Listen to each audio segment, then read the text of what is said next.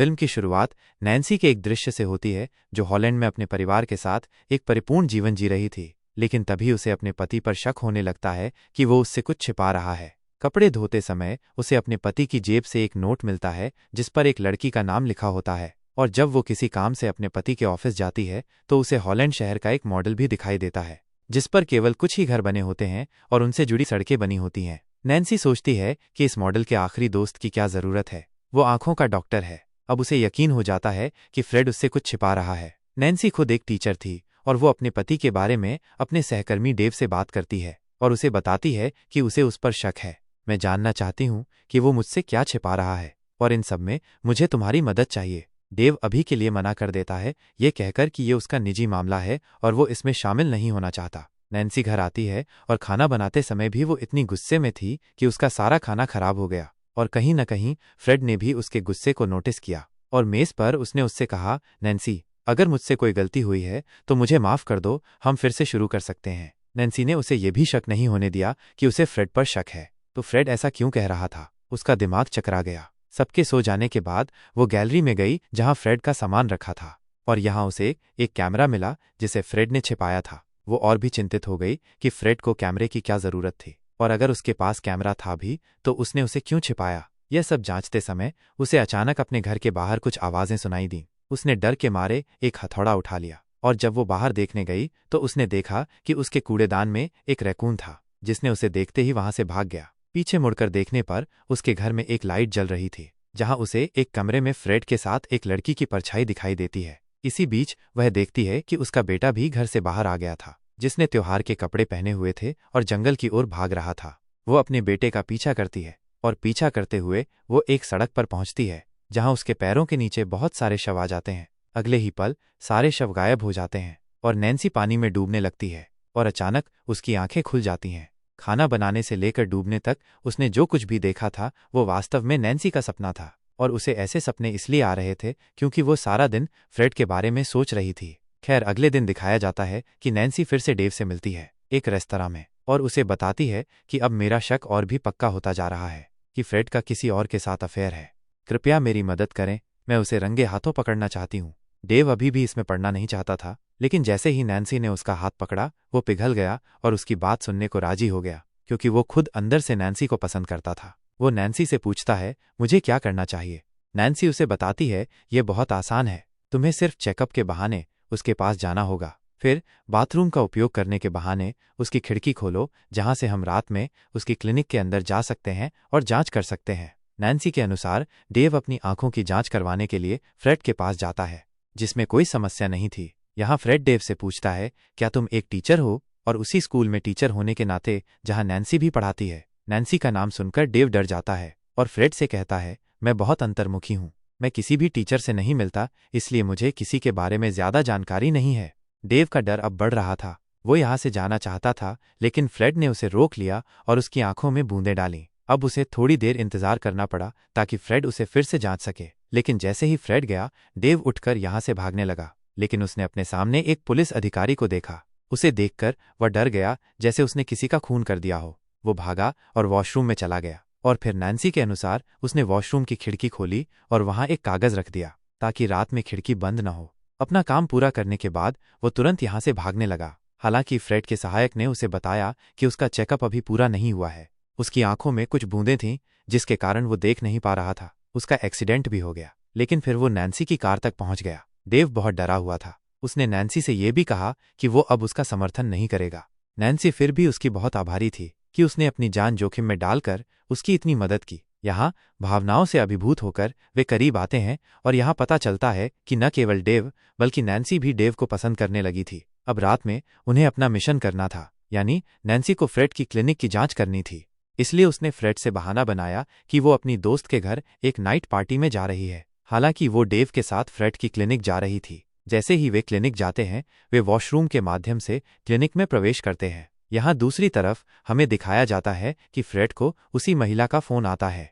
उसके घर जाने के बहाने नैन्सी घर से निकल गई थी, और यहाँ नैन्सी की कहानी टूटने वाली है। उस महिला के बेटे की आंखों में बहुत गंभीर संक्रमण था, इसीलिए उसने फ्रेड को जल्द ही क्लिनिक आने के लिए फोन किया था, और वो अपने बेटे को भी ला रही है। फ्रेड अपने बेटे को घर पर अकेला छोड़कर अपनी क्लिनिक चला जाता है। और यहाँ क्लिनिक में हम नैन्सी को देखते हैं।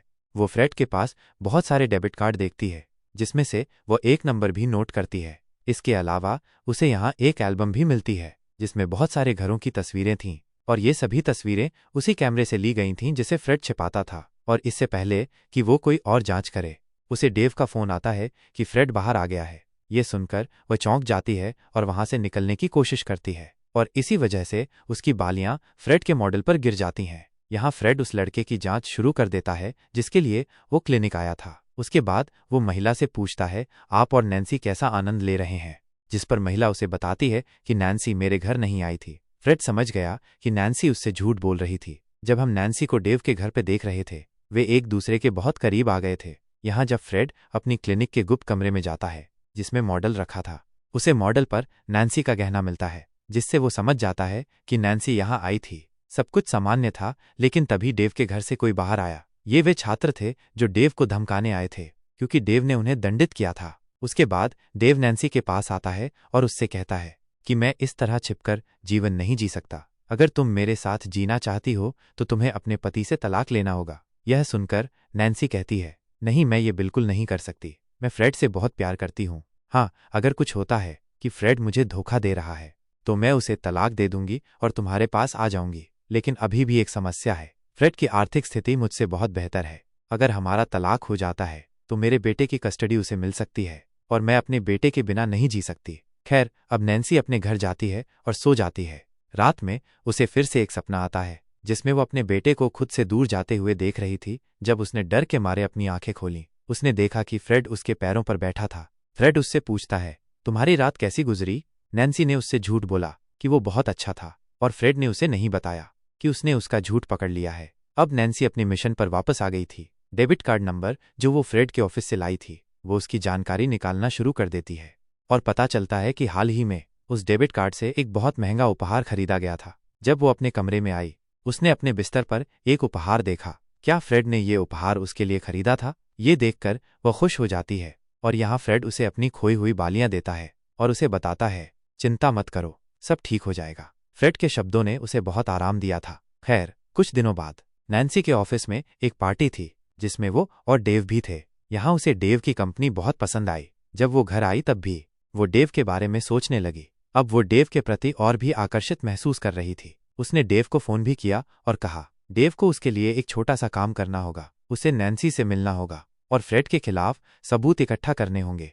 जिसके आधार पर वो फ्रेड को तलाक दे देगी और वे फिर से मिलेंगे। यह सब सुनकर डेव भी उसकी मदद करने के लिए सहमत हो जाता है। अगले दिन से वे अपने मिशन पर निकल पड़ते हैं और फ्रेड का पीछा करना शुरू कर देते हैं। यहाँ उन्हें पता चला कि फ्रेड ने आज एक होटल का कमरा बुक किया था। वे एक योजना बनाते हैं कि डेव फ्रेड का ध्यान भटकाएगा और नैन्सी ऊपर जाएगी और उसका कमरा तलाशेगी। जब नैन्सी ऊपर जाती है, उसे अजीब चीजें मिलती हैं, जैसे हथकड़ी। वह सोचने लगती है, फ्रेड इन सब का क्या करेगा? यहाँ डेव भी फ्रेड को रोकने में असमर्थ था, इसलिए वो तुरंत नैन्सी को फोन करता है और नैन्सी भी कमरे से बाहर आ जाती है। डेव के अनुसार ये सभी चीजें फ्रेड के अफेयर को दिखा रही थीं। डेव उससे कहता है, अब हम बस एक कदम दूर हैं, हमें बस उसकी एक तस्वीर लेनी है उसकी गर्लफ्रेंड के साथ, फिर तुम उसे तलाक दे सकती हो और हम फिर से मिलेंगे। नैन्सी भी इससे सहमत हो जाती है और वो अपने घर वापस आ जाती है। नैन्सी फिर से फ्रेड का मॉडल देखती है। उसे एक फाइल मिलती है जिसमें इन सभी घरों के ब्लूप्रिंट थे। उसे ये बहुत अजीब लगा। उसने तुरंत उन घरों के बारे में खोजना शुरू कर दिया और उसे पता चला इन सभी घरों में एक लाश थी। ये सभी लाशें महिलाओं की थीं जिनकी हत्या कर दी गई थी। किसी को भी नहीं मिल सका। खेल साफ था, फ्रेड एक सीरियल किलर था। जब नैन्सी अपने काम में व्यस्त थी, डेव अपने काम में व्यस्त था। फ्रेड की कार का पीछा करते हुए वो जंगल के पास एक घर पहुंचता है जहां एक लड़की फ्रेड से मिलने आती है। यह सबसे अच्छा समय था। डेव ने जल्दी से अपना कैमरा निकाला और जब फ्रेड उस लड़की से मिल रहा था, उसने उसकी बहुत सारी तस्वीरें लेना शुरू कर दिया। अब और सबूत इकट्ठा करने के लिए डेव घर के अंदर पहुंचता है, जहां वो कमरे के अंदर जाता है और देखता है कि फ्रेड उस लड़की के पास नहीं आ रहा था। दरअसल फ्रेड ने उस लड़की को बांध दिया था और उसने चाकू से उसका गला काट दिया था। लड़की बहुत तेजी से खून बह रही थी और वो मरने वाली थी। इसका मतलब डेव भी समझ गया कि फ्रेड एक हत्यारा है। डेव यह सब देखकर चौंक गया। वो हिल भी नहीं सका और इस तरह फ्रेड की नज़र उस पर पड़ी। अब फ्रेड उसे भी मार डालेगा। फ्रेड उसे चाकू से मारना चाहता है, लेकिन खुद को बचाने के लिए डेव खिड़की से बाहर गिर जाता है। फ्रेड उसे मारने के लिए बाहर आता है और वो डेव से कहता है, मुझे पता है कि तुम नैन्सी को बहुत अच्छी तरह से जानते हो और तुम नैन्सी के साथ मेरा पीछा कर रहे हो। ये सुनकर डेव और भी डर गया। वो जानता था कि फ्रेड उसे बिल्कुल नहीं छोड़ेगा। वो झील के किनारे भागा। वहां एक नाव थी। उसने उसे खोलना शुरू कर दिया ताकि वो उससे भाग सके, लेकिन फ्रेड ने उसे फिर से पीछे से पकड़ लिया। वो उसका गला घोंटकर उसे मारने वाला था। उसने उसके पेट में चाकू मार दिया, जिसके कारण फ्रेड पानी में गिर गया और आखिरकार डेव बच गया। डेव ने सोचा कि उसने फ्रेड को मार डाला है और कहानी यहीं खत्म हो गई, लेकिन ऐसा नहीं था। जैसे ही सुबह हुई, वो वापस शहर चला जाता है और अपने कपड़े जला देता है जिसमें उसने फ्रेड की हत्या की थी। वो देखता है कि उसे रात में नैन्सी के बहुत सारे फोन आए थे। वो डेव को फ्रेड के बारे में सच्चाई बताना चाहती थी, लेकिन डेव यहाँ आया और एक और कहानी सुनाई। डेव कहता है कि उसने फ्रेड को रंगे हाथों पकड़ा था। मैंने उसकी तस्वीरें ली थीं और फिर मैंने उसे उसकी तस्वीरें दिखाईं और कहा कि अगर तुम अपनी भलाई चाहते हो तो नैन्सी के साथ मेरे रास्ते से हट जाओ। उसे अपनी इज्जत भी प्यारी थी। उसने ठीक कहा और अब वो हमारे रास्ते से चला गया है। नैन्सी बहुत हैरान थी। फ्रेड उससे प्यार के वादे करता था। उसने उसे इतनी आसानी से कैसे छोड़ दिया? डेव ने कहा बस ऐसे ही। उसने अब डेव पर भरोसा कर लिया था। उसने डेव के साथ रहना भी शुरू कर दिया था। नैन्सी डरी हुई थी कि एक दिन फ्रेड आएगा और उसे मार डालेगा, उन लड़कियों की तरह। दूसरी ओर डेव की मानसिक स्थिति बिगड़ती जा रही थी, क्योंकि उसे उस हत्या का सपना आता था जो उसने किया था, फ्रेड की हत्या। कुछ दिनों बाद हमें दिखाया जाता है कि हॉलैंड में एक त्योहार मनाया जा रहा था, जिसमें नैन्सी भी अपने बेटे को लाई थी। उसके दोस्त उससे उसके पति के बारे में पूछते हैं। नैन्सी कहती है कि वो छुट्टी पर है। उसकी दूसरी दोस्त कहती है कि वो अभी तक नहीं आया है, लेकिन मैंने उसे त्योहार में देखा। यह सुनकर नैन्सी डर गई। वो डर के मारे पागल हो गई। जब वो इधर उधर देखती है, उसकी आंखें फ्रेड पर हैं। अब वो डरी हुई थी। उसने अपने बेटे को खोजना शुरू कर दिया। जब नैन्सी उसे नहीं देख सकी, वो अपने बेटे को खोजना शुरू कर देती है। यहाँ उसकी मुलाकात डेव से होती है, जो एक बंदूक लाया था। नैन्सी समझ गई कि डेव एक बंदूक लाया था अपने बेटे को मारने के लिए, ताकि उसका बेटा मर जाए और नैन्सी डेव की हो जाए। वो डेव पर बहुत गुस्सा हो जाती है। वो अपने बेटे के साथ अपने घर आती है। डेव भी यहाँ आता है। डेव ने उसे सच्चाई बताने का फैसला किया। डेव ने उसे बताया, जब मैं फ्रेड का पीछा करने गया, मैंने एक डरावना दृश्य देखा। वो लड़की जिसके साथ फ्रेड था, वो उस लड़की के पास नहीं गया। उसने उसका गला काट दिया और उसे मार डाला। मैंने ये सब देखा। जब फ्रेड को पता चला, उसने मेरा पीछा किया। हम झील पर पहुंचे। फ्रेड मुझे मारने वाला था, लेकिन मैंने उसकी चाकू पकड़ ली और उसे चाकू मार दिया। वह पानी में गिर गया। मैंने उसे मार डाला।